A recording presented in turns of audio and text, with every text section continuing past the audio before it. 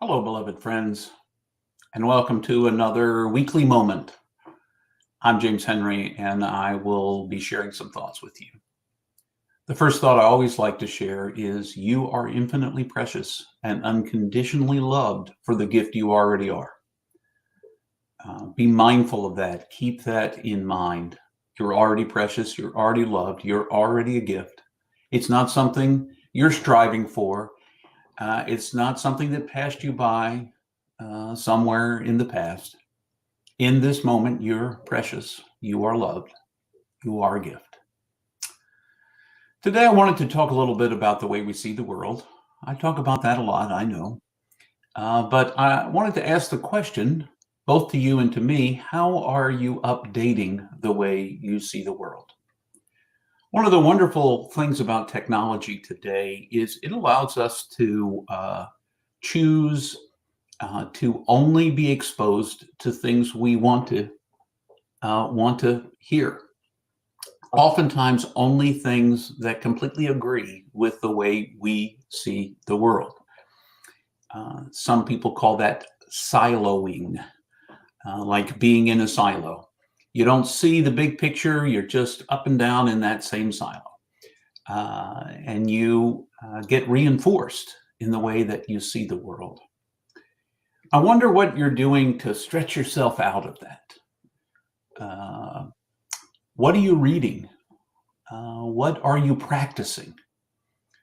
I encourage you, and I encourage myself to read outside of what might normally be your reading range. For instance, this is from my past, but it is something that has really opened my eyes in some ways. For a long time, my spiritual practice included reading the Bible. I think that's a good book. I enjoy it. I even read what I would consider to be an expanded version of the Bible that's not that oftentimes we Protestants don't read, that include the Apocrypha, the intertestamental books between the Hebrew Bible and the writing of the Christian Bible, the intertestamental books that didn't make it into the canon, particularly in the Protestant church. I read all of that. But somewhere back about 10 years ago, I decided I wanted to read more broadly from other traditions as well. And so I picked up a copy of the Tao Te Ching, the Taoist. It's not really a scripture, but the writings of Lao Tzu. And I found in it some deep truth that actually expanded the way that I was able to receive my own Christian tradition. The same is true of reading the Dhammapada from the Hindu-Buddhist tradition. The teachings there expanded my way of seeing. Some of them I could almost see as direct restatements or differing ways of stating what Jesus taught. And it allowed me to see some of what Jesus taught from maybe in a broader way. Now, I may have already lost some of you, may think, oh my gosh, why would you ever read anything other than the Bible? Because I want to see the world and update my way of seeing. I want to be sure that I'm seeing it as fully as God would want me to see it. And I keep discovering that the world is bigger and that God is bigger than the box I had neatly put God in. So I read from different traditions.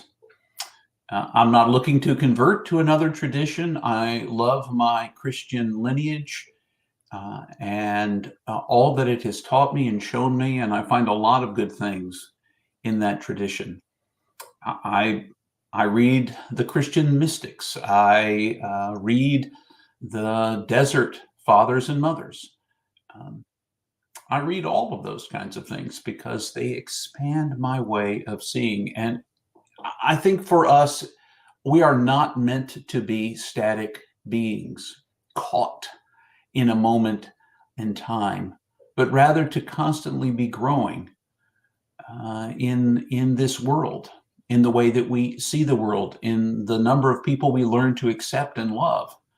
We're called upon to love our neighbors as ourselves and to love God with all our heart, soul, mind, and strength. And I feel like that's a good thing. So that's one way of updating the way we view the world, is to read more broadly.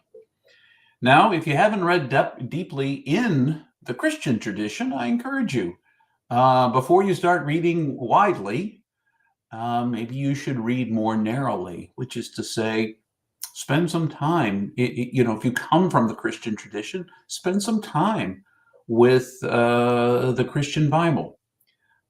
Start with, the founder of Christianity, the stories told about Jesus by the four gospel writers, Matthew, Mark, Luke, and John. Start there. Read those. Recognize what Jesus tried to teach, and listen carefully between the lines and see what he actually physically practiced. How did he live? What did he do? Those are things worth noting. Read more deeply in your Christian tradition, and then, perhaps read the letters of Paul and others that make up the rest of the Christian Bible. Read the history of the church, its beginnings in Acts. Now, Acts is a second volume of a 2-volume set by Luke, so you could always read the Gospel of Luke followed by the book of Acts. I don't know, but read more deeply and then more broadly. The other thing that you can do too is to practice. Practice, and these update your views too. Some practices include practices of mercy and justice. So volunteer at a soup kitchen. Volunteer to work in your local food pantry. Volunteer to help a person who can't get for themselves their groceries, pick those up for them and deliver them. Spend time with people who are different than you. That's a way to practice mercy. Stand up for your neighbors that you see being treated without justice. Those are some ways also to update your views, because as you act to change other people's worlds and engage with other people, not to other people, but with other people, oftentimes you find yourself changed. One of the biggest changes I've ever experienced was my years of volunteering with Appalachia Service Project. You can find them online at asphome.org, and you can find out about volunteering. There are year-round opportunities for adults and oftentimes more youthy volunteer possibilities during the summertime. But you can But when you volunteer in those places, you meet families, you meet others from different perspectives, other volunteers from across the United States. And if you're not in the United States, you're somewhere else, find a way in your local community that you might engage, because that's another way to update and expand the way you see the world. Because but instead of labeling people from certain locations or certain socioeconomic backgrounds in a certain way, which is what we tend to do, label, and then we can paint with broad strokes the pictures of folks without ever knowing any of them. If we actually engage in those practices, another way to update our way of seeing the world might be to begin practicing centering prayer or some form of meditation. So it's important that we not get stuck in the rut of believing uh, or of focusing or of being the same person perhaps that we were in third grade. That was a good age when you were a third grader. Now that we're adults, it doesn't hurt to update, expand, to read broadly, to understand the world around us in bigger ways. Because in so doing, we can see God in new ways, in new places, places we never imagined God hung out. Oftentimes beyond the stained glass windows of our churches, out and all over the world. So that's a thought for today. Work on updating your way of seeing the world.